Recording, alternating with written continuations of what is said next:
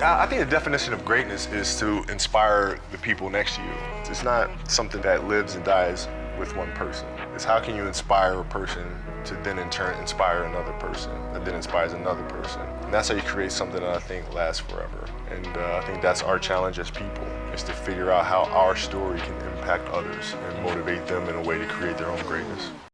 Welcome to the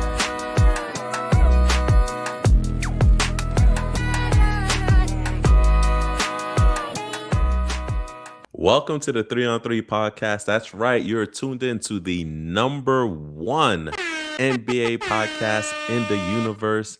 I am joined with my compadres, my amigo. You have Evan here, got my boy Lou, and we have the Pod Mamba who is in the background producing us, making sure that we continue to be the number one basketball podcast in the universe. We have a great show in store for you guys today. It's the last show of 2025. So you know what that means, right? Haitian Independence Day. That's what that means, baby. So shout out to the Zoes out there. Happy Independence Day. The first free black nation, baby. 1806 over here, man. We here. We're here. So listen to me. Happy New Year as well. Okay. Happy New Year as well. That's an aside. But 1804, we have a great 1804. I apologize. We have a great show in store for you today. So listen, like I said, 2026 is here.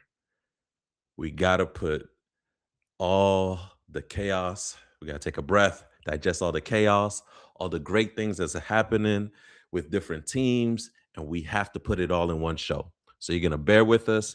Grab you a cup of your favorite beverage, maybe eggnog, given it's the time of year, or, some cremas, or if you're already on that soup jumeau, hey, do your thing and join us for a great show. So first and foremost, we're going to be talking about the East. We're going to be doubling down on see what's working with these teams. We're going to be talking about the Celtics, Joker, maybe Brunson. Next, we're going to talk about teams that just need to forget about 2025 and leave it back there, and who are looking forward to coming into 2026. And last but not least, hey, yo, can you play in the NBA and then go back to college? That's a thing now?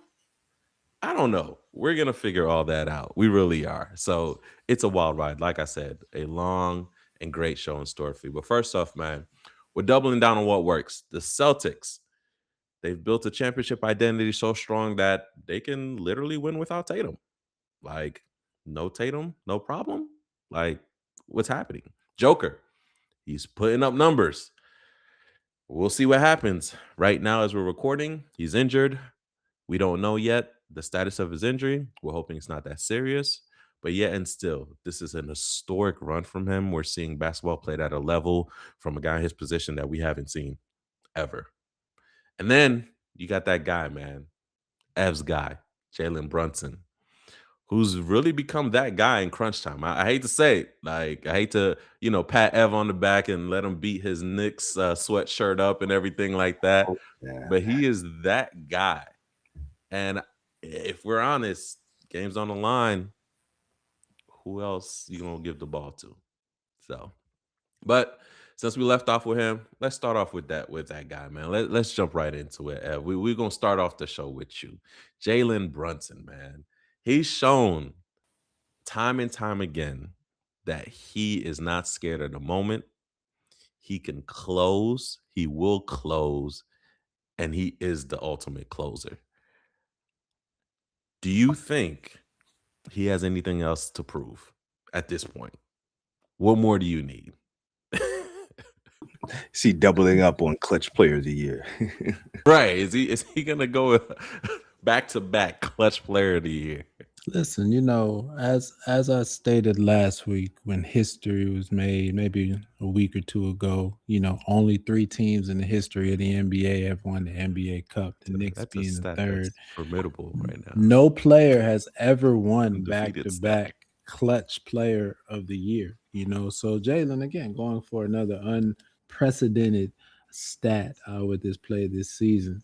Now, you asking me a question, I'll be admitted. I'm biased. I watch the Knicks more than any other team. I see Not the what Wizards? hmm, Wizards are a close second, close second. Okay, Only that's But in just person. right. But what I will say is to have a player where at the end of the game in the fourth quarter, everything is going through him, and the preponderance of what he does is going to be high percentage, scoring over 50% of making 50% of his field goals in the fourth quarter, averaging second most in fourth quarters and first quarters of the league, right? When you have that, you have a player that just you're confident in that in the big moments, he's going to make the right play and make the right shots. And it's amazing to watch. I'm not gonna lie. Um, Now, when you have a team that gives up can give up some big leads and turn some non-clutch situations into clutch situations, sometimes you're sitting there like we're making this harder on ourselves. But when you have a player that is able to close the door, man, it's such a joy to watch. And we've seen it like four times in the past week itself for Jalen Brunson. We've seen it since he came to the Knicks. So when you say does he have more to prove, I mean he's the mayor of the city. He just has to keep doing what he's doing, and so I'm thoroughly enjoying it. And there's other players out there in the league that represent as well. But for us, the Knicks, to have one of them, it's a tremendous difference, a tremendous different feeling of less anxiety when you have one of those players that can shut the door on close games the way Brunson does. Go ahead, Lou. I didn't know if you're gonna say anything. I don't want to cut you off. No, I mean, I'm glad that he's bringing up the fact that there's some other players in the mix as well. I'm curious as to I don't think we can negate, even though their team isn't doing as well naturally. Guys like Maxi, who are among the guys that are high, have one of the higher efficiencies in the fourth quarter, one of the higher scoring players in the fourth quarter.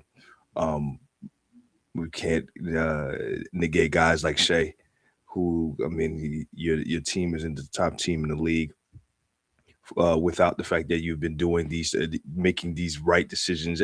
This is what you're known for, right? Making the right basketball plays every single time for your team and putting your team in the best position possible. Yes, we know there may be another team that may or may not have their number. It remains to be seen. But when it comes to the rest of the league, right? When you have five Definitely losses that and one three of team. them come to just one team, I don't know. I don't know. You know what I'm saying? And then we have another guy that now it may or may not be attributed to a beautiful brown skinned woman sitting on the sideline. But Spider has been out here playing with something to prove. I mean, I know we talked about Cleveland our last pod and just talking about just in terms of what changes they need to make. But we see what Mitchell has been doing over the last month, and it still shows that he can still put up some clutch performances. Now, does his team record necessarily reflect that? No, I don't think that's necessarily the case. But he has been showing that, yeah, if when it comes down to the question of who do you want the ball in their hand taking the last shot, I don't think Brunson is just the only answer. I don't think he's I mean, how he's been playing and what it's meant for the Knicks in terms of their output. But I don't think he's the so clear cut. Oh yeah, without a doubt, no question. I'm putting the ball in Brunson. I think there's some other guys who have something to say based on how they've played this season. I'll say this. It's a clear it's a clear difference this season to me. So one thing I love that Ev used to do a couple years back, actually before we started this podcast, when we would talk basketball, we would talk about what guys clearly were working on this off season, right? When they come in, we'll look and Ev will be like, clearly he was working on a step back or, et cetera, et cetera.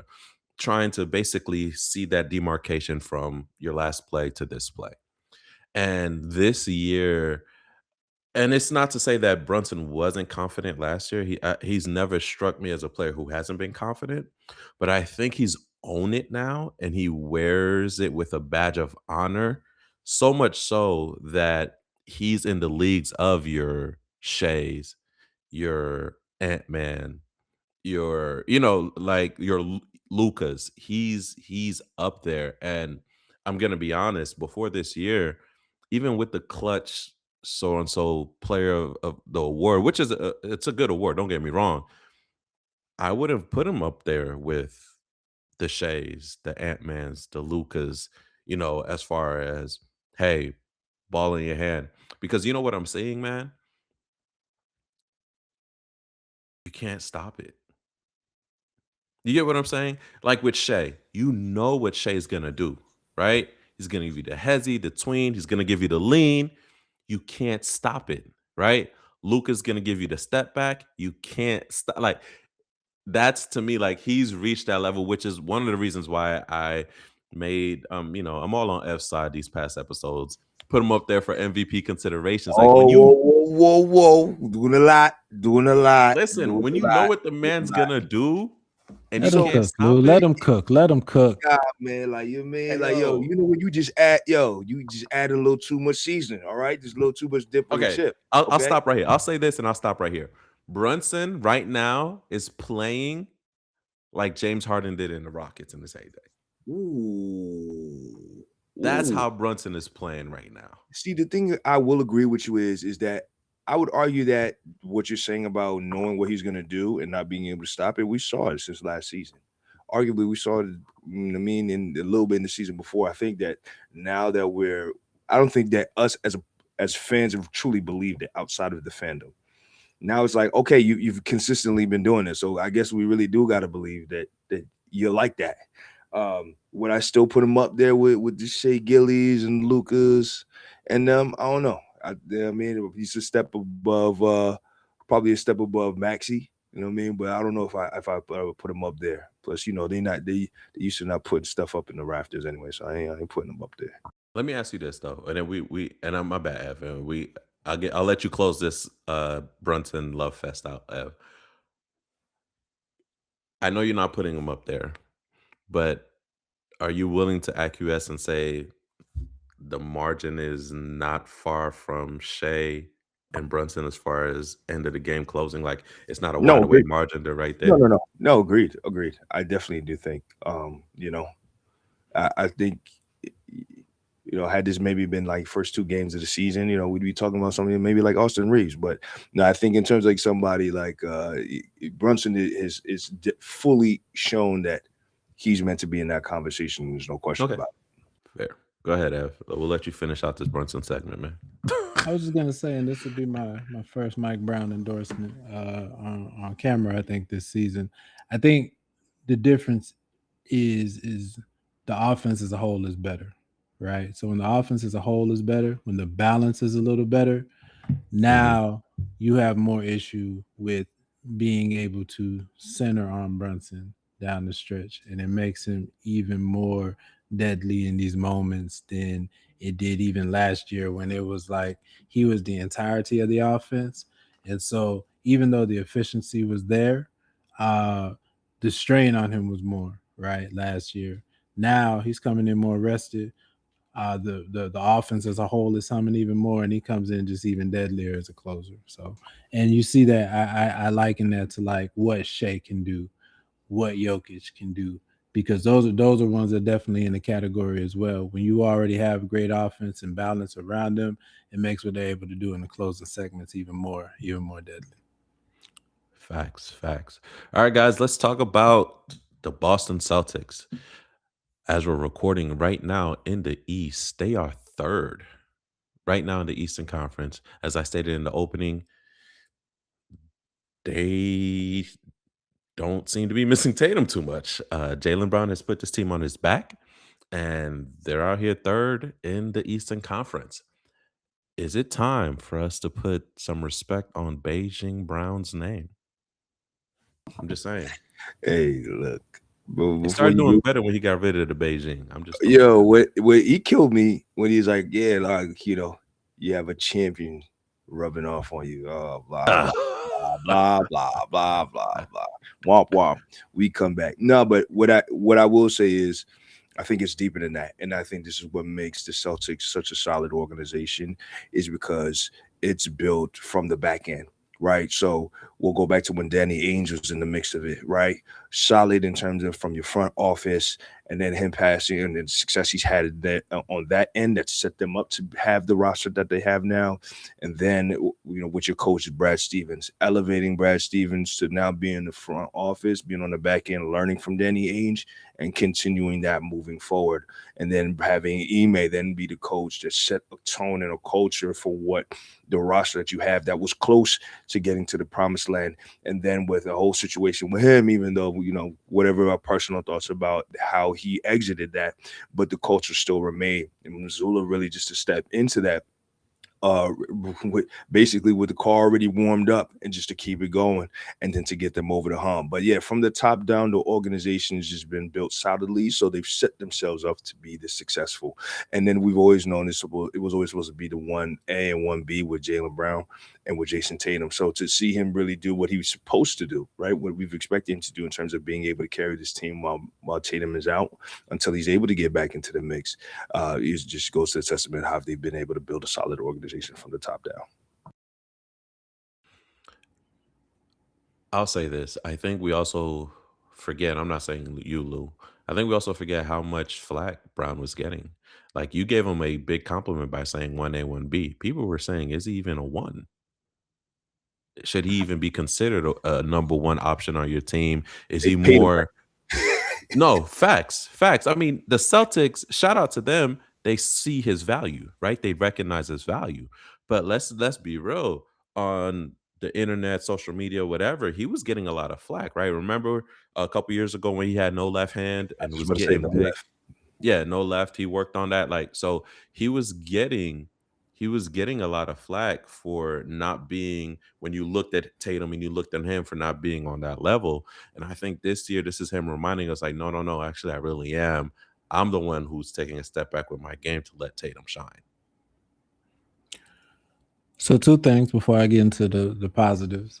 He went on his little stream thingy, whatever, a week ago, and he said F the Knicks. So F Jaylen Brown. Let me just get it out there first. All right. Oh, Now, with as that expected. No, said, we're a basketball podcast, so that's fair because you're never going to get no Laker fandom from me. So it's F them for life. So with that said, though, you mentioned bringing over what folks work on over the summer. Clear, Jaylen Brown went into this summer and said, I got to be the guy. I'm working on all my deficiencies. He worked on the left. He worked on bringing it back to the left, right? The thing that we used to clown him for, he's cleaned it up a lot.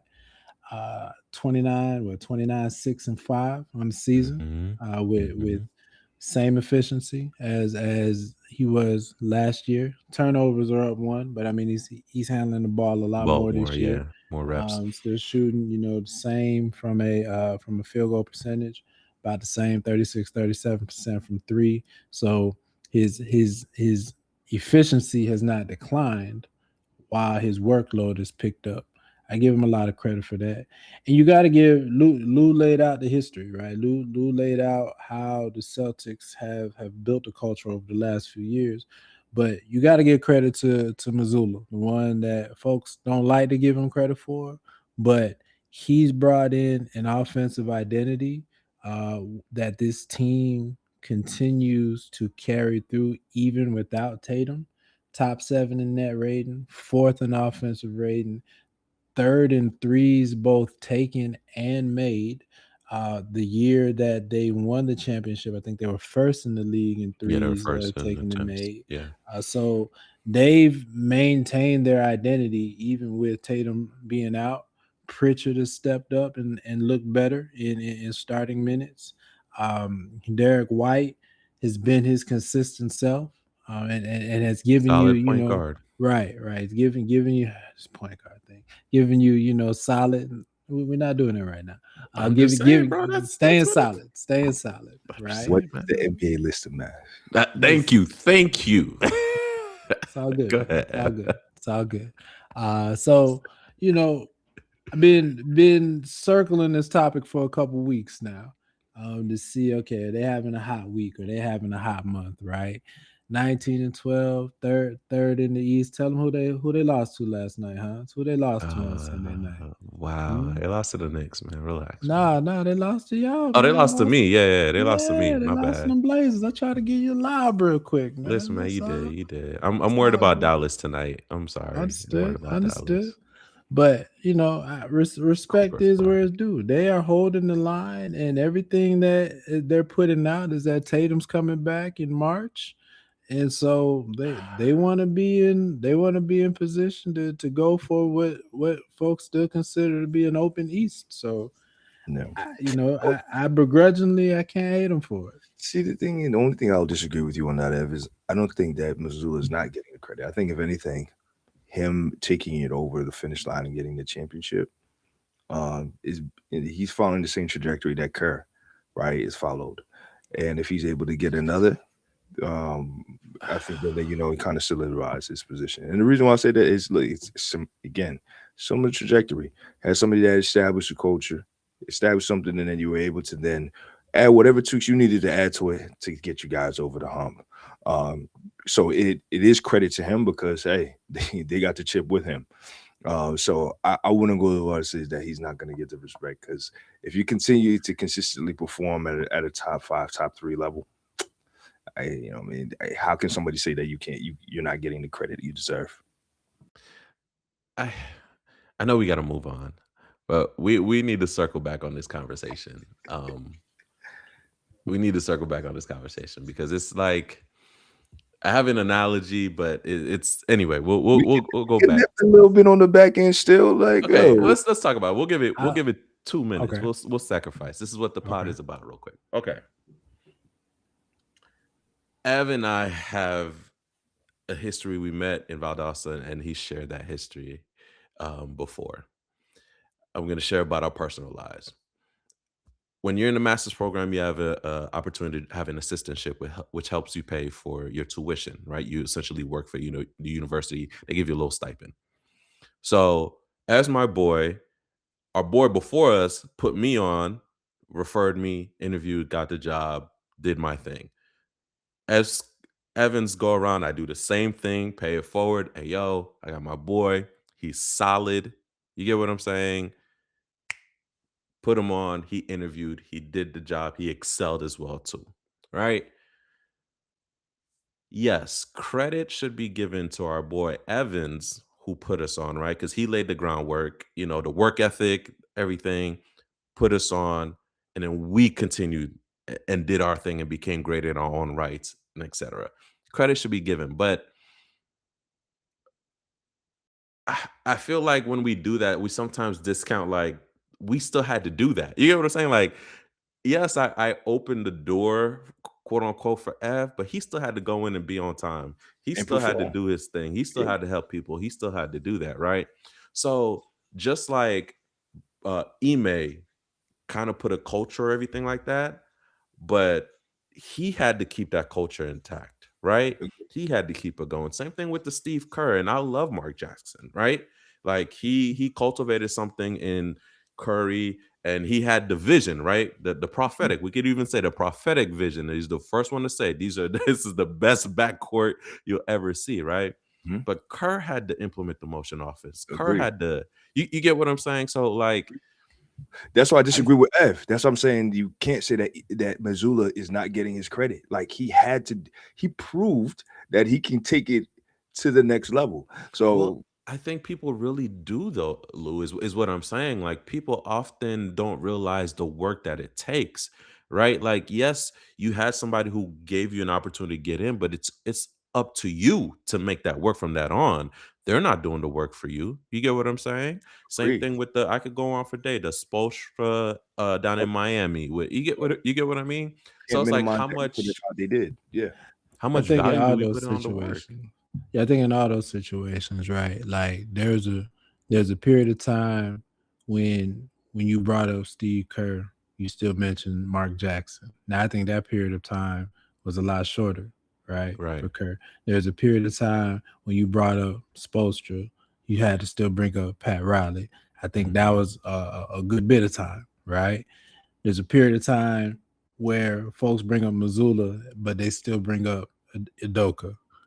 And in that transition is, I think it's the point they were making. It's like, yeah, that person did something, set a culture, whatnot, right? But to what Hans is saying, I still had to stand on my own 2 feet and put a culture in place that sustained the pressures of a season to get us to a championship and to get us to, success in another season and to get us to still competing now.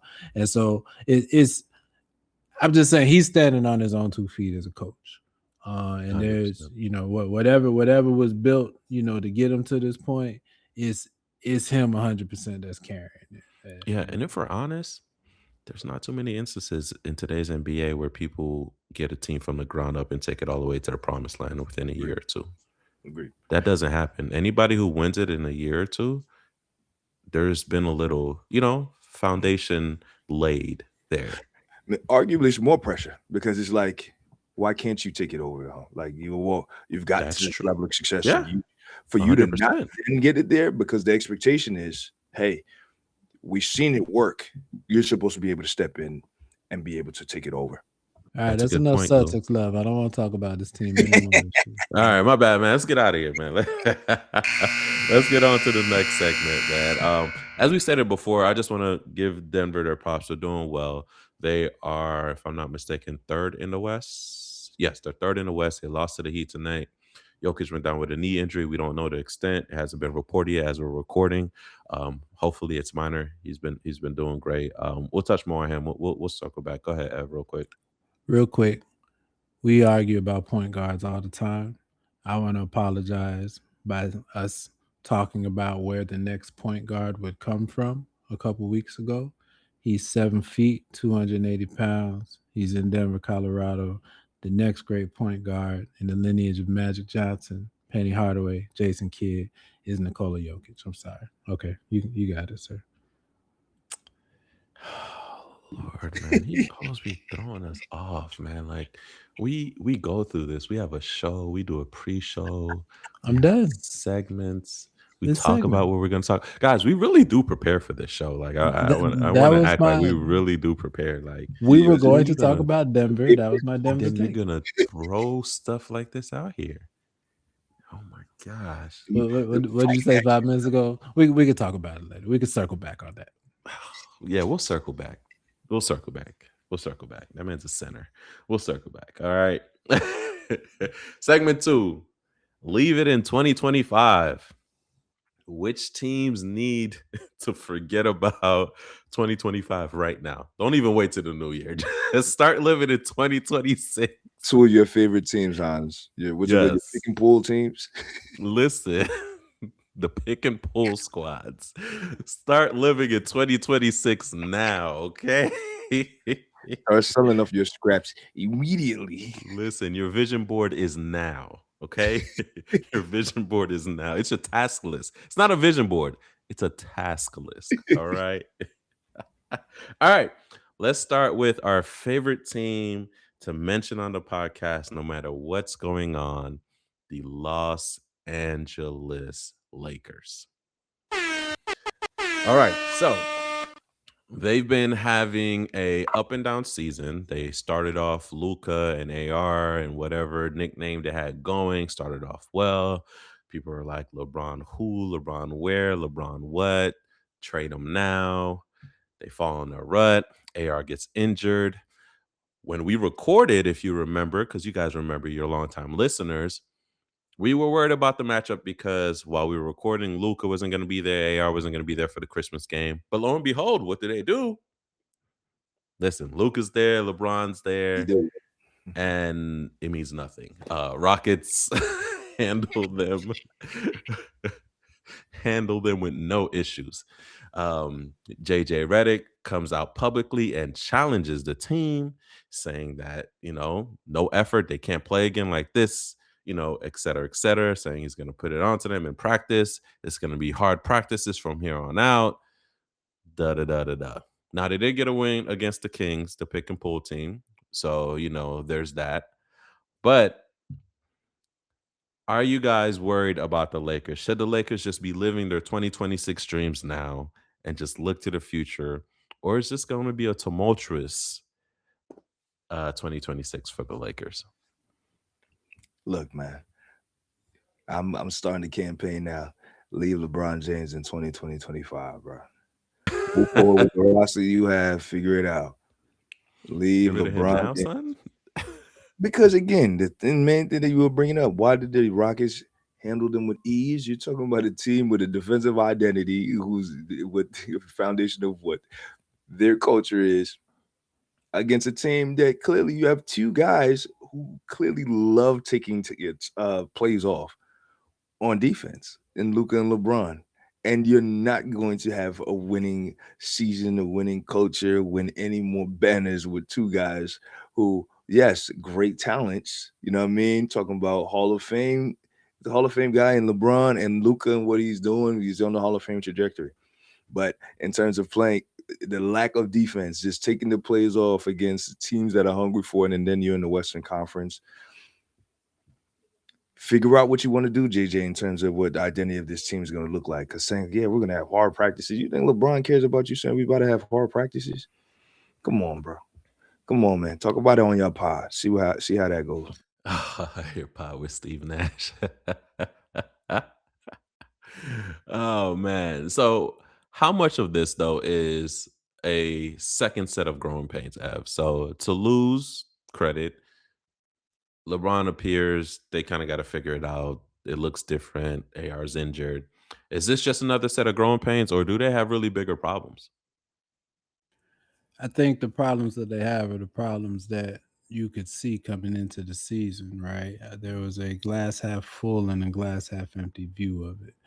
When your three best players are defensive liabilities, two, well, Reeves, I'll just say limited defensively, Luca, effort defensively, and LeBron, he'll be what, 42 this week, 41, 42 this week. Hmm. You were always going to have a defensive issue when you had them on the court at the same time.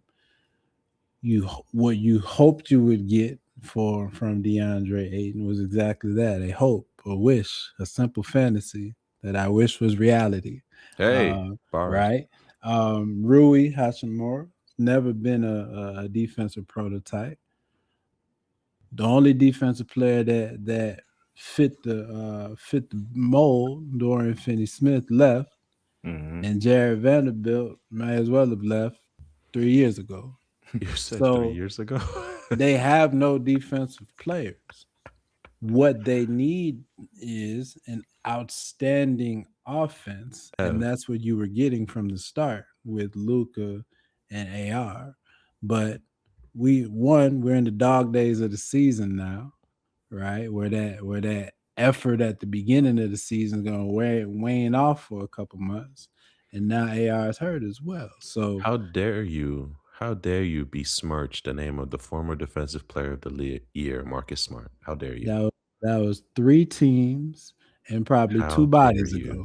How Okay, dare you, Evan? that man, the defensive player of the year, Marcus Smart, is not walking through that Is door. that walking through that door? Let me ask you Right? this though. Like in all seriousness, AR gets back healthy, Luca gets back healthy. Do you believe if LeBron takes the sacrifice of selling out completely on the defensive end, that there's a chance?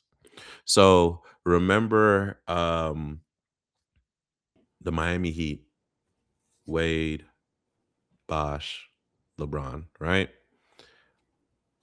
Now, Bosh in Toronto, he was solid defensively. You get what I'm saying? But he gave a more concerted effort defensively with that Heat. He had to anchor that team defensively, right? Similar to what Kevin Garnett did in the Celtics and be the anchor.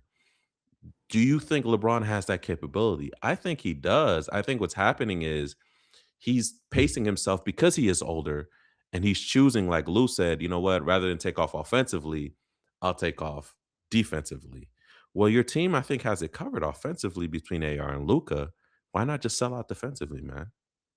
I think you named two examples that were in their late 20s, early 30s. and to hope that from a 40 plus. Listen, as the only 40-year older in this Oh, group, here he goes. okay.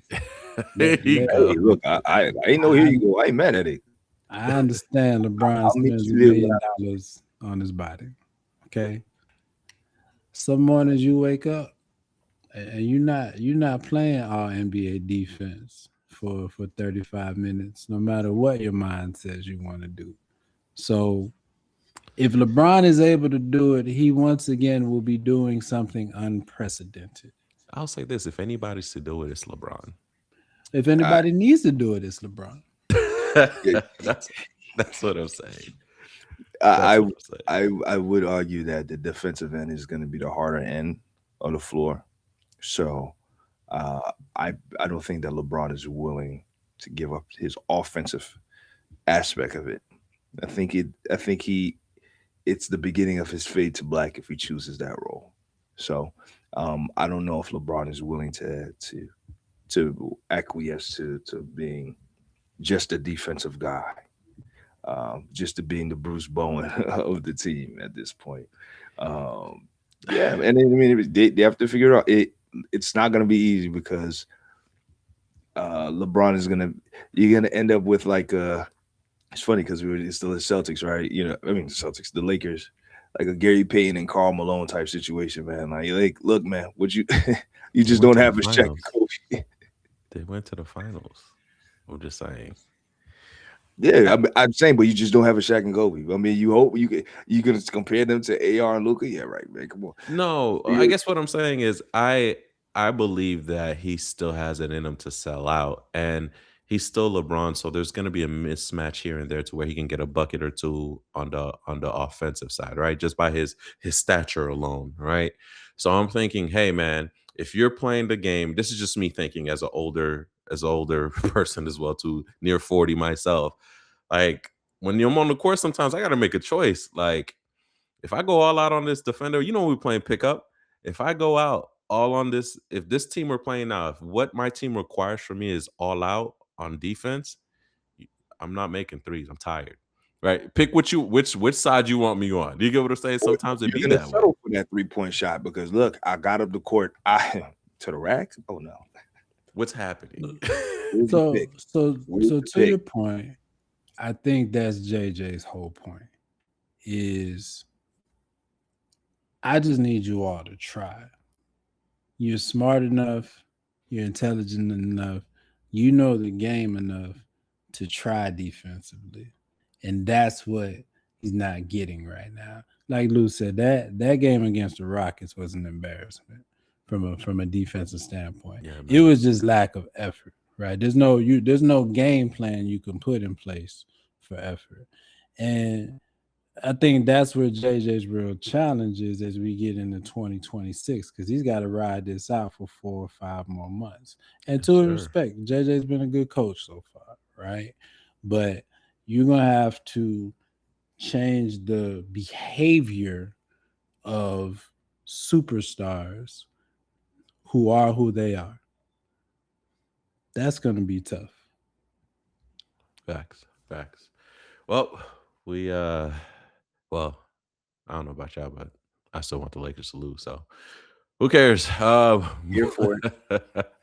Here for the struggling Lakers, man. Here's to them struggling eternally, forever.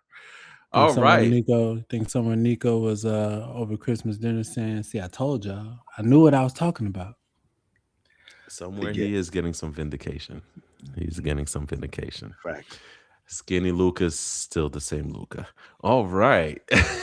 Let's move on to another team who needs to leave 2025 in the rear I'm view. sorry, yo. That just reminded me of like when they talk about Luther, like Luther Vandross. This is big Luther, skinny Luther. Luca, Sorry, my bad. Sorry, that's the first thing made me think of. It's That's it's funny. some Luther. big They know Luca, about it Man, wrong. skinny They Cherry, said, Luca, was it listen, big Luther, skinny Luther? medium Luca, same Luca. listen, Lou. A chair is still a chair, okay? Hey, All right. same words, different font. I Listen. heard that today. Oh man, my man. All right. Let's talk about these Milwaukee Bucks, man. Giannis just came back from injury. He was out, I think it was about a couple weeks, close to a month maybe. He was out. They came back. Bringing this up because they got in a little controversy against Lou's team real quick. You know, they're playing the Bulls. They were up. Last seconds of the game, Giannis goes for a windmill dunk. Vooch doesn't like that. Gets in Giannis's face. Giannis is like, "What are we talking about?" Post game comments. He's like, "Yo, we're fighting for our lives. I don't care. We're Please insert a probably R. Kelly clip when he says that. fighting for my life." He's fighting for his life here. Basically, if they don't make the playoffs, half the team's not going to be here. He doesn't have time for these pleasantries. He needs to set the tone, et cetera, et cetera. Before we dissect this, I will say this. This is not the first time Giannis has done this, where he'll start something and will start a kerfuffle, and you'll see him in the background just like walking off, Yeah, like play puppets dads, because Thanasis is gonna come in like I'm saying, just bro's on the way. You could just, listen, man. sign and Alex, then waive Alex next week, then sign him again, then waive again. Don't get Right. So the Bucks, they're not looking great, man. People don't know what's going on. Last we reported on this on our show, they were still trying to figure out what's the best move. Is the, Milwaukee still a place for him? What's the best options, et cetera, et cetera. Do the Rockets have something to look forward to in 2026? Listen, man, the Bucks. This whole thing that Giannis is Yeah, do doing. the Bucks. My bad, not Rockets. Very Bucks. good. Well, you know what I I'm mean? The about to Bucks. blast you in the chat. That's I know, no. Yeah, listen, man. You know what I'm Keep thinking going. about? I'm thinking about trades. I That's was why I gonna said say, Rockets. I was like, is that the angle he's going? Do the That's Rockets really have what to I was look in my forward to head. Like getting I, Giannis in You know 26? what? Hey, man, go for it. Then what's I'm up with with you you. thinking? I'm What with you you. thinking? that's what I was thinking. Like I really was. I was like, Pull up your like, ads, man. What's the package look like? I'm just saying, man. You get rid of the twin. You get you Giannis. He's a defender. You don't need. I'm telling you, I'm not knocking Giannis it. and KD. If we were saying Giannis and Wemby, Giannis and KD to me is great. But how long you gonna have it for? Unless you're going for win now, I ain't knocking it. As But the you're gonna have to give contract more guy, of I don't know them more than Giannis's the contract. Thompson twin. So what else you putting on the table? Oh, you got to put up what's his name? You got to put Jabari. You got to put Thompson. Thompson, They might Jabari. force out Reed Shepard. You got to keep Sengun, or you get rid of Sengun and you keep the Thompson. You get what I'm saying? Yeah. You gotta, one of the two has to go. Is essentially what I'm getting at. Yeah. I mean, it's about like what you would. I think if the Bucks, you think you have a better opportunity to build around Sengun, you gotta have to get. I mean, they're gonna toss you Jabari too, and they just need to offload that contract anyway. But it probably is a good change of scenery for him. But I don't know. Again, it's Giannis, so you're gonna have to give up That's a why lot. I put it out there, and I'm sorry, I didn't mean to take that. Like that's why I had it in my head. I was like, "Oh, I'm about to hit him with this take, this Rockets," and it came out. I couldn't hold it.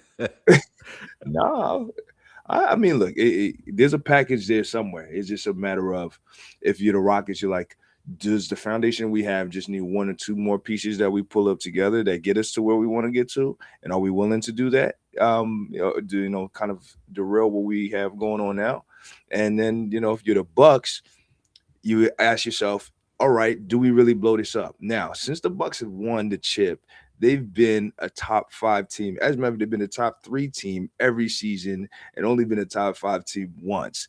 Right? They've got booted out the first round twice. So it's definitely a deeper issue than just, as compared to the Bulls, who have a systemic issue where we're just middle of the pack and we just don't know what we're doing. We're not really making any significant trades or signings and so on. It can be looked at as something is a little bit either a little bit more alarming with the Bucks because of the amount of success they've been able to have over the regular season and still not being able to produce, or it's like, all right, hey Giannis, what are you really crying for, right? Because are you really fighting for your life? You're not fighting for your life when you're consistently a top team every season, right? It's just a matter of now, especially since they've looked to make moves and bringing in other stars around you to try to help get you over there. Now we have to look at, is it worth continuously signing your brothers? I mean, holding up these roster Dude, spots, man, making me that's mad. never gonna change. That's a Oh, package sorry, deal, I dude. can't let That's a that go, bro. package deal. Listen, Thanos That's needs a to stop. package deal. Stop signing Thanos, okay? That's never gonna end. Bro, you know That's what? Then this is never why gonna end. you. I don't know if you remember me saying this. I said him keeping him on that team is the reason why they will never win another chip. I said this on the pod before. So guess what? If you don't leave Thanasis in 2025, you're never gonna win a chip again. Go ahead. Listen, chill out. The NASA's will run up on you where you Listen, record. real Okay, quick. so listen. Listen, there are I'm things where cool. people run up I'm on you. You know cool. what I mean? Certain tools that are used. Whoa, Leave it at whoa, that. Don't whoa. get us banned. Don't get us banned. Not on Haitian Independence episode. But yeah, Ah, he ain't running up on no Haitians though. Listen, first free black nation, baby. 1804. okay. Go ahead. You got it right So this time. when I heard and I read this rant that Giannis put out after this Bulls game, what he said had nothing to do with what happened on the court. I felt like it was just a angry, outlandish rant, right? Of somebody who frustrated but can't do anything about it right now. Sounded like, honestly, it sounded a lot to me like I don't want to be here. I'm mad that I'm here.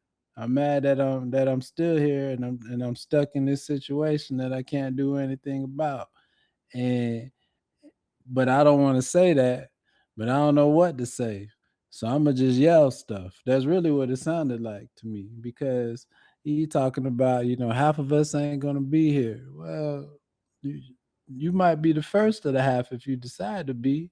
And if you're not the first of the half, how you know the other half won't be there? You the GM. I mean, and then when you just the things he was saying, it just sounded like frustration that he didn't have anywhere to place it, right? And it was his first time in front of a mic in 4 weeks, and he didn't know what to get out. He just had to get something out, right? I agree. So yeah, that's I how I don't think felt about it. I don't think it was at the Bulls. I think it was at his team in the front office. He's Yeah, mad that they're not putting the effort he needs to see on the court for his teammates, and he's mad at the front office for not putting the effort to make things move, whether it be him getting pieces or him getting out of there. So I agree with you on that. I think that had nothing to do with the Bulls. The Bulls was just a victim of misplaced anger. It's our fault. Once we seen him running, we should have fouled him immediately. But okay, I'm but with Gilbert Arenas on this one. shout out to Vooch for the comeback though. Before you go to Oh, Gibbs, that was listen, no, this. please lay. Go ahead, Ev. Lay it right. No, that needs to Listen, be heard. Go ahead, my man. boy Go ahead. Vooch said he must be mad because he heard the Bulls ain't trying to trade for him. I said, Yo, Yeah, see, I'm glad you jumped goodness, up Vooch. before I did because we don't want you. bars. Words. That was a Goodness, Vooch. bar. When I saw that, I said, Vooch said that? Okay, Vooch. Okay. All right, I respect it. All Listen, right, go ahead, Hans. Go ahead. I Keep love us in that. line. Nah, man, that was great. That was great. Last 3 minutes on this segment. I'm gonna go where the Pod Mama doesn't want us to go. Clippers. Okay. Clippers talk. Don't mute my mic, Pod Mamba. How bad do they want to leave 2025 in the rearview mirror? I will say though, Kawhi's been back, and I love how Twitter's doing this. He gave them Thompson twins 96. Okay, beat both of their teams.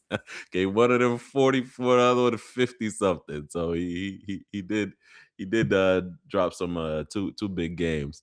They've currently won 4 in a row, but they're still the bottom 3 team in the Western Conference. So do the Clippers have anything to look forward to in 2026, or is this just a wash?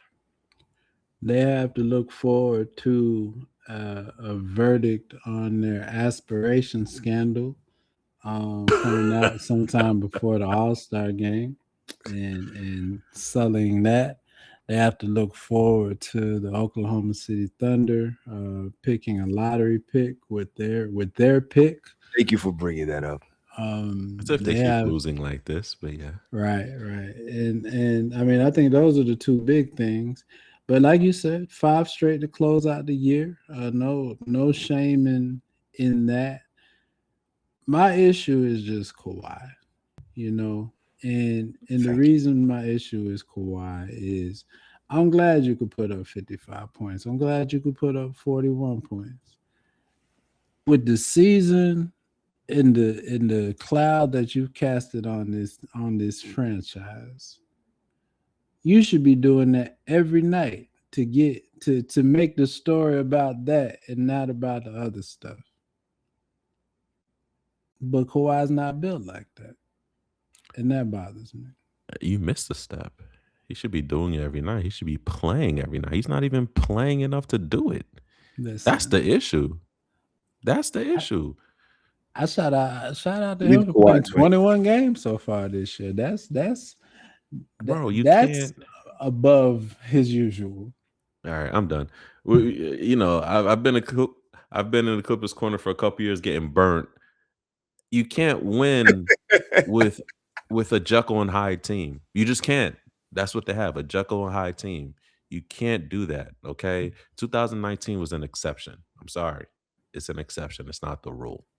Shout out to James Harden having the best season of Bro, his last 6 years when it does not matter at all. at all. At all. Wasted right here. He wasting his latter years. All right, guys, let's move on. Let's move on. Like I said before, man, it's looking real strange this year, man. We got players who can bounce between allegedly the NBA and the NCAA. It's looking real spooky out here. Ev, Lou, you guys may be more intimate with this topic than I am. I'll have Ev kind of lay it out, but basically what sparked this was Najee, if I'm pronouncing his last name correctly, right? Najee is his last We'll go name, with it. James. Oh, okay. I apologize. Double N. We'll have to check that out phonetically. Listen, We'll go with I Najee. apologize. But essentially he was drafted and traded to the Hornets, did a little summer league, but didn't get any regular season burn. Apparently the contract he signed wasn't a standard contract, but before that he did play professionally overseas with Barcelona, if I'm not mistaken. So after he was dropped by the NBA team, he went back, played a little more professional ball on loan by Barcelona, and then decided to declare because he still had his NCAA eligibility and went back in, and Baylor took advantage of that. Now, this is something that I've never seen before and don't know quite the loopholes that he was able to navigate to get there. I'll have Ev and Lou kind of dive into it, explaining how he made this possible. And, we'll discuss what does that mean for the future of the NBA, and is this a loophole that needs to be closed by either the NCAA or the NBA? You go ahead, Ev. So you've got James Najee, and you laid out his situation. You've got Nikola Topic, also a first round draft pick of the Oklahoma City Thunder.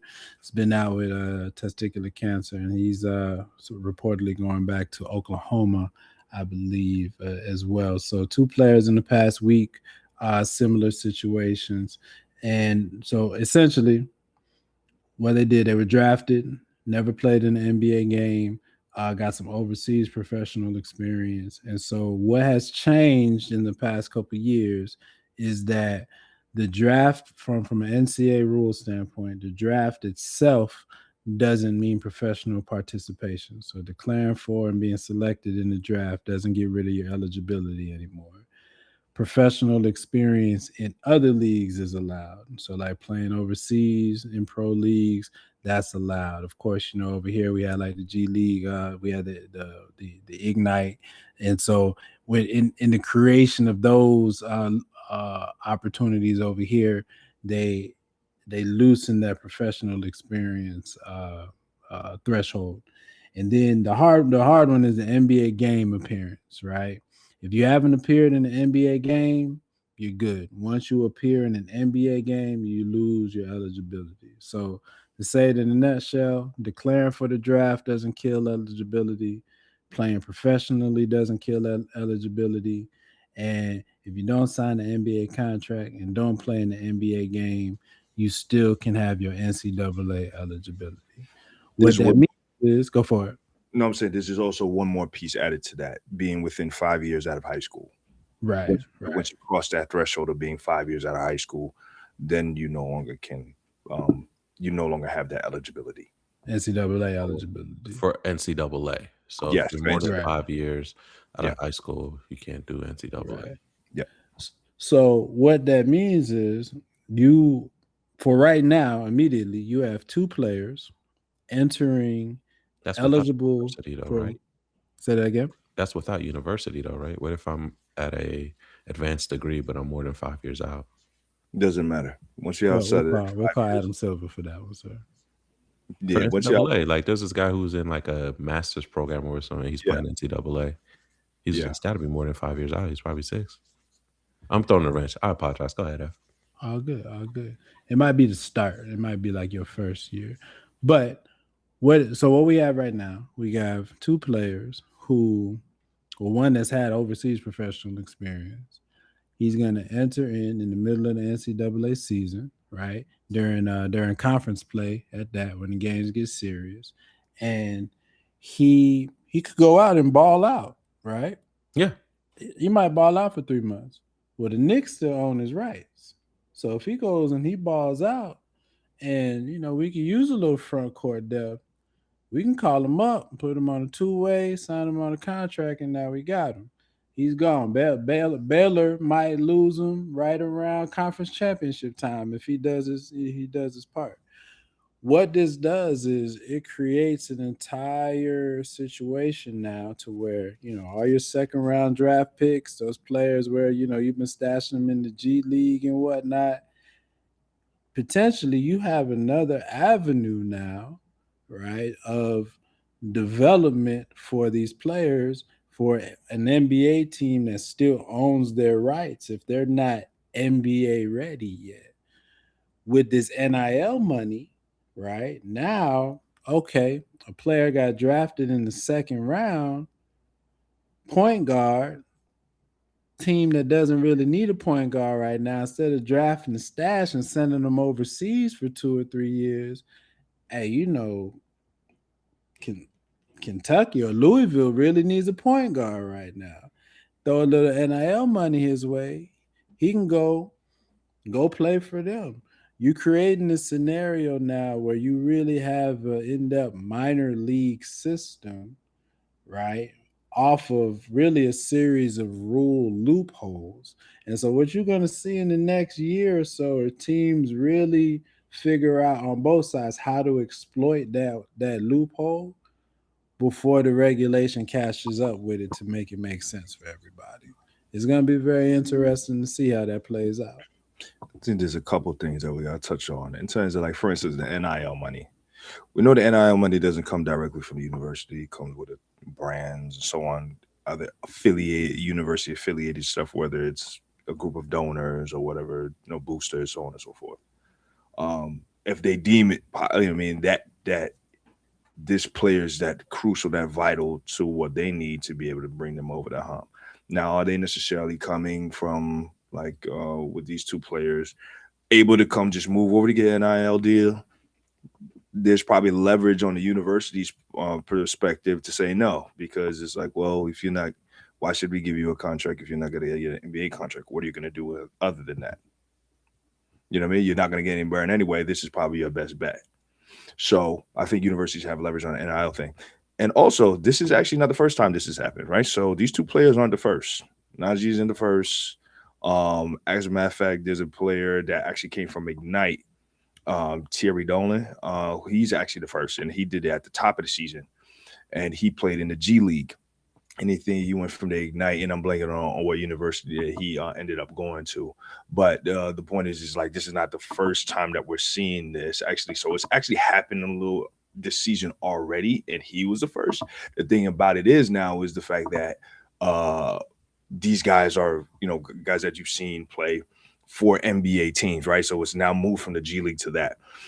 So I don't know. For me, it's just a bigger question of, for one, does this now beg to the question of, do players start to think about, hey, maybe I should just stay a couple years instead of just going to the draft? I mean, I may try my luck and try to declare, and based on where I fall, if I don't get picked up in something that's favorable where it seems like I can play, maybe I go through, summer league and see where I land. And if they're going to just toss me on a G League team, I'll just say, well, you know what, let me just tap back into my eligibility, which I think is, something that with the status of your being a professional or not, is something that is going across leagues, including the NFL and so on. We've seen it in MLB. So, and then it begs to ask the question: what is the real point of the developmental teams, these developmental leagues now? If the guys are just gonna instead of taking the opportunity where the teams can have a true minor league type of system where they're building out what it was the D League first, and now it's the G League, where guys were able to, still be close enough to being pro, get themselves a couple dollars. Well, now if I can get some money while I'm in college, maybe I should just squat and stay for a couple years, really truly develop my talent there, and then make myself a formidable candidate for the NBA. But I think if anything, this is going to hurt the G League more than anything. If they would have just left Bronny in the G League without bringing him up and wasting time with NBA minutes, Ohio State could have brought him in this year for their conference tournament run, man. Yeah, poor management. I was gonna say that at top of that. I said so. Bronny could have went back, but hey, it is what it is. I do think there are some more developments in this area. Like Ev said, I think there's going to be changes on both sides to regulate this and kind of see where it's at. We'll keep you guys abreast of all these changes and what it means for the game, what it looks like, and all the different, avenues and ways we can look at ball. As always, guys, this has been a pleasure. Happy Haitian Independence Day to all my Zoes. Happy New Year's to everyone as well. Blessings to each and every one of you guys. I know 2025 has been a crazy up and down year. I pray and hope 2026 is a better year for everyone involved. As always, guys, hit us up on our socials. We'll see you guys next time. Peace. Hey, guys. Thanks for watching. If you enjoyed the episode, give us a thumbs up. If you really, really enjoyed it, hit the subscribe button and the notification button so you can keep up with us every week. Be sure to follow us on all our socials at the 3on3 Podcast. Hey, got a question, topic you want us to talk about? Hit us up on our email at 3on3podcast@gmail.com. We appreciate y'all. Tune in next week.